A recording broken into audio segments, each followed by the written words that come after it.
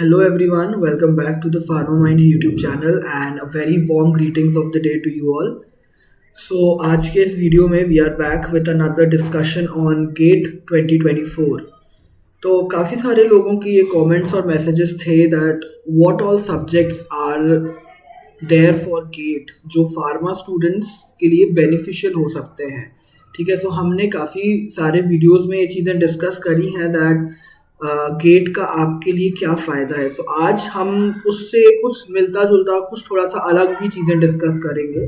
उसके पहले I do have a very good news for you all that pharma minds is coming up with a big surprise, which is I am revealing it here कि we are coming up with a GATE test series. आप सभी के on demand we will be launching a GATE test series very soon, probably somewhere near Diwali or after Diwali.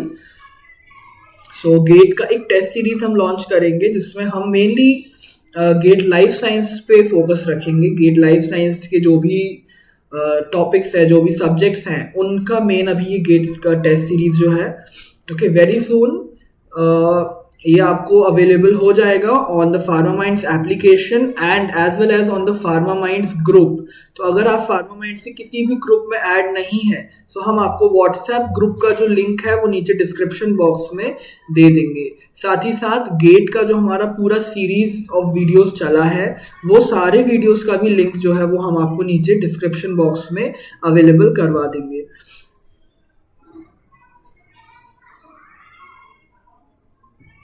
सो आज का जो video है उसका हम डिस्कशन अब स्टार्ट करते हैं, which is about what are the subjects that are available for pharma students.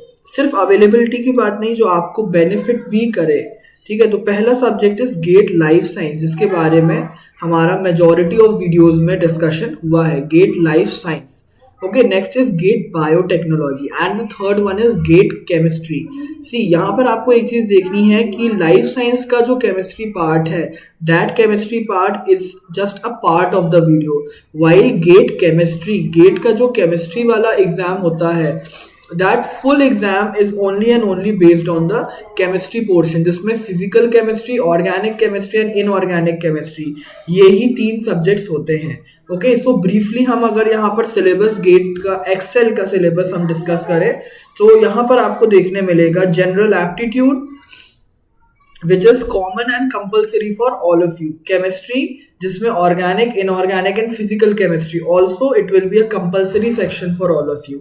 इसके साथ इस चीज़ में बहुत सारे लोगों को डाउट और कंफ्यूजन था कि जो 5 ऑप्शनल सब्जेक्ट्स हैं उसमें से हमको अभी सिलेक्ट करना है क्या। तो नहीं, आपको फॉर्म फिलिंग के टाइम पे ये चीज़ें सिलेक्ट नहीं करनी थी एंड आई होप आप सभी ने अगर फॉर्म भरा है तो आपने यहाँ पर पहले से कुछ भी नहीं आया था that you have to select anything. Okay, so ये आपको at the time of examination ही सिलेक्ट करना पड़ता है। ठीक है, 5 सब्जेक्ट्स हैं, biochemistry, botany, microbiology, zoology and food technology. पांचों में से आपको कोई भी 2 subject at the time of exam वहां पर जाकर अटेम्प्ट करने हैं, लेकिन हमारा जो एक एडवाइस है आपको, आप एटलीस्ट 3 सब्जेक्ट्स तो रेडी कर जाइए। वाई? बिकॉज आपको नहीं पता पेपर कैसा आएगा। अगर आपने बायोकेमिस्ट्री और माइक्रोबायोलॉजी को अच्छे से पढ़ा है, ठीक है, आप लोग सभी जीपैट के लिए भी प्रिपरेशन कर रहे हैं, तो I am definitely sure that the GPAT preparation of biochemistry and microbiology will be beneficial for you in GATE as well. Chemistry तो बेनिफिशियल रहेगा ही, उसके साथ अगर आप बायोकेमिस्ट्री माइक्रोबायोलॉजी पढ़ रहे हो जीपैट के लिए, वो भी काफ़ी ज़्यादा फायदा आपको देगा गेट में। लेकिन गेट के क्वेश्चन जीपैट के क्वेश्चन से बहुत अलग होते हैं। आप सभी को मालूम है गेट में एमसीक्यू, एमएसक्यू, एनईटी 3 टाइप के क्वेश्चन होते हैं। तो आपको at the time of exam पांचों जो सेट रहेंगे, XL, Q, R, S, T and U, ठीक है, Q is for biochem, R is for botany, S is for micro, T is for zoology and U is for food tech. तो जो ये 5 subjects हैं, आप इनके questions को वहां पर देख सकते हो। आप देखकर अच्छे से पढ़कर वहां पर ही डिसाइड करो कि आपको क्या लग रहा है, किस सेक्शन को सॉल्व करने में आपके करेक्ट आंसर्स जो है वो करेक्ट होने के ज़्यादा चांसेस हैं। ठीक है, उस सब चीज़ों को एनालाइज कर ही आप वहां पर अपना जो है सेक्शन सिलेक्ट करना है। ठीक है, आपको पांचों सब्जेक्ट्स के पेपर वहां पर देखने को मिल जाएंगे। ठीक है, this was a briefing about XL. इसके साथ काफी सारे लोगों ने मेरे से ये पूछा था कॉल्स पे और मैसेजेस वगैरह पर भी कि टू पेपर सिस्टम का क्या बेनिफिट है, क्या two paper system one paper system से बेटर है? तो डेफिनेटली बेटर है। Why? Because it will increase your chance of qualification. आपने दो पेपर दिए, आपने एक दिया एक्सेल, एक दिया आपने बायोटेक्नोलॉजी या केमिस्ट्री, जो भी आपने सेलेक्ट किया हो। ठीक है, तो उसका क्या बेनिफिट रहेगा? अगर आपका एक्सेल का पेपर जो है, एक्सेल का पेपर में आपका मार्क्स आया 31.9 और एक्सेल का जो कट ऑफ गया वो गया 32, तो आपका एक्सेल नॉट क्वालिफाइड कहलाएगा। लेकिन अगर आपका बायोटेक्नोलॉजी का कट ऑफ गया 33 और आपका बायोटेक्नोलॉजी में मार्क्स आया 33.5, तो आपका बायोटेक्नोलॉजी तो क्वालिफाइड कहलाएगा। Rather you are not qualified in GATE XL, but still आपका सेकेंड पेपर क्वालिफाई हुआ है, इसीलिए you will be getting a tag of GATE qualified student. ठीक है, एंड जो गेट क्वालिफाइड, जीपैट क्वालिफाइड वाले जो टैग होते हैं ये बहुत ज़्यादा इंपॉर्टेंट होते हैं। आप आगे जाकर कभी भी देखोगे, these tags will definitely help you.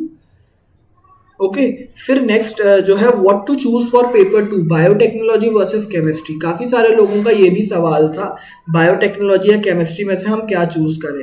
अब तो आप लोगों ने चूज कर लिया, बट फिर भी इस चीज को सुनो कि आगे जाके जो लोग वीडियो देखें या जो लोग नेक्स्ट ईयर गेट दे, उनके मन में ये कंफ्यूजन ना रहे what to choose over biotechnology and chemistry.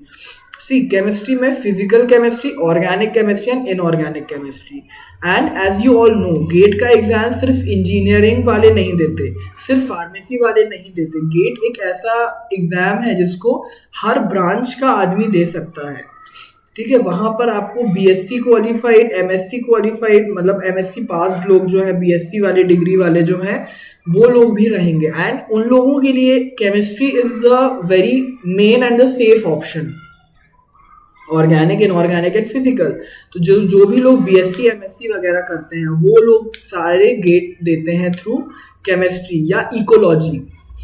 Life science में भी काफ़ी सारे लोग रहते हैं, लेकिन उनके लिए जो है केमिस्ट्री एक बहुत सेफ ऑप्शन रहता है लाइफ साइंस के साथ। Okay, on the other hand biotechnology एक ऐसा सब्जेक्ट है जो सिर्फ जो लोग मास्टर्स या बैचलर्स डिग्री कर रहे हैं अपनी बायोटेक्नोलॉजी में, स्पेसिफिकली बीएससी इन बायोटेक या एमएससी इन बायोटेक जो लोग स्पेसिफिक कर रहे हैं, वो ही लोग वहां पर रहते हैं। तो सबसे पहला, बायोटेक्नोलॉजी में slightly, not very much, slightly less competition रहता है then chemistry.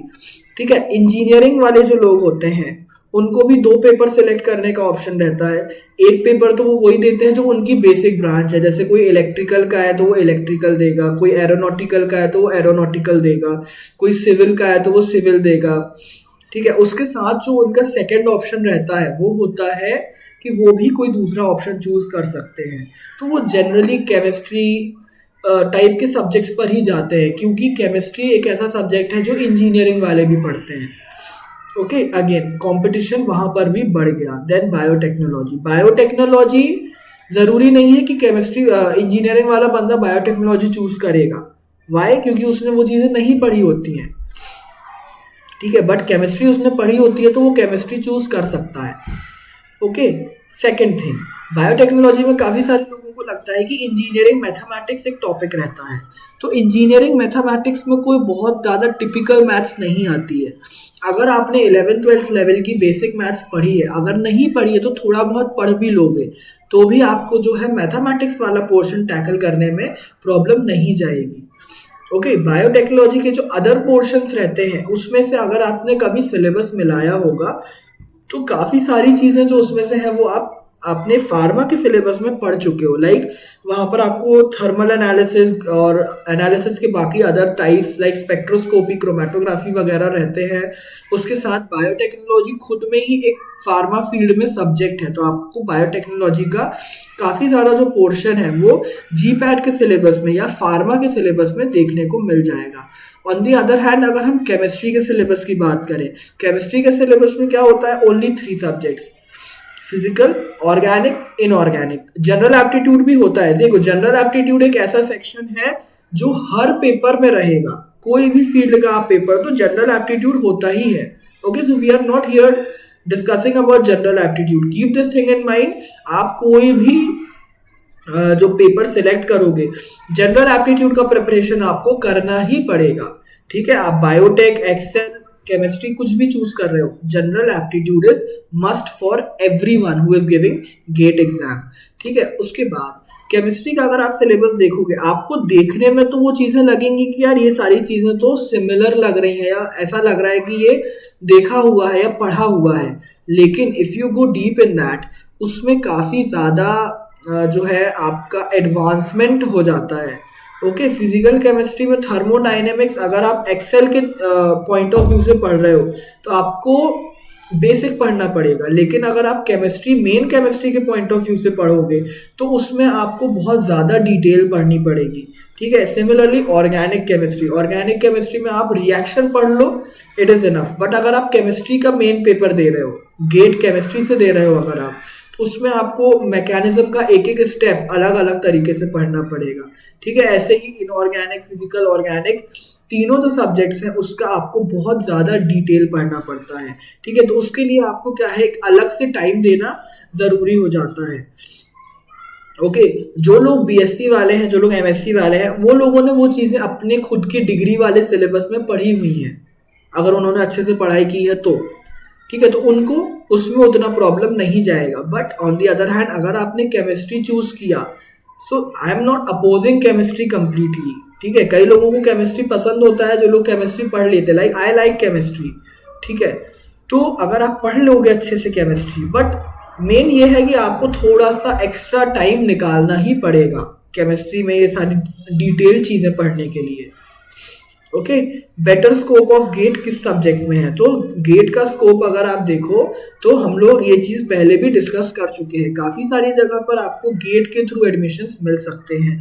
First up, every pharma aspirant का ड्रीम इंस्टीट्यूट नाइपर, सातों नाइपर जो रहते हैं, नाइपर का जो एंट्रेंस एग्जाम होता है उसका एक चाबी जो है वो जीपैट होती है, तो दूसरी चाबी भी होती है विच इज गेट। इसीलिए मेन रीज़न यही है कि हम लोग ने ये इनिशिएटिव लिया है कि फार्मा स्टूडेंट्स को गेट भी दिलवाएं।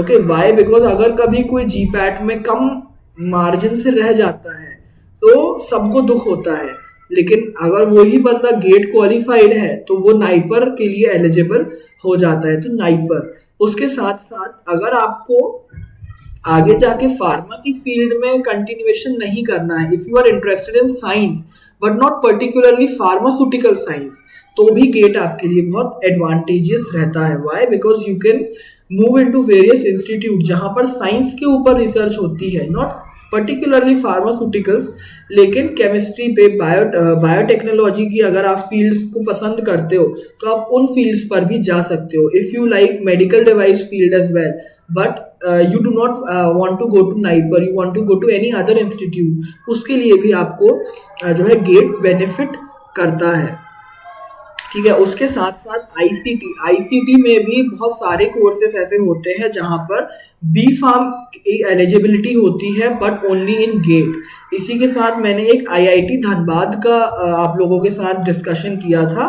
दैट आईआईटी धनबाद एक ऐसा इंस्टीट्यूट है जहां पर मास्टर्स होता है in pharmaceutical engineering, and in that only eligible students are the ones who do B pharmacy and who are qualified in GATE, ठीक है। उनका एलिजिबिलिटी काफ़ी ज़्यादा होता है, ठीक है। और भी जो काफ़ी सारे स्कोप है वो आपको स्कोप वाले वीडियो में आप देखना मिल जाएगा, ठीक है। उसी के साथ साथ हम एक छोटा सा डिस्कशन और करते हैं टाइप्स ऑफ क्वेश्चन पे।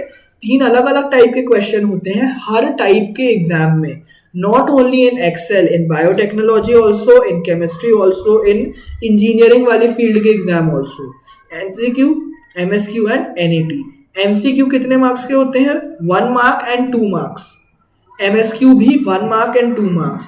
एनईटी भी 1 मार्क्स एंड 2 मार्क्स, ठीक है। लेकिन एमएसक्यू और एनईटी में किसी भी प्रकार की नेगेटिव मार्किंग नहीं होती है। On the other hand 1 mark के एमसीक्यू में 1/3 और 2 मार्क्स के एमसीक्यू में 2/3 नेगेटिव मार्किंग होती है।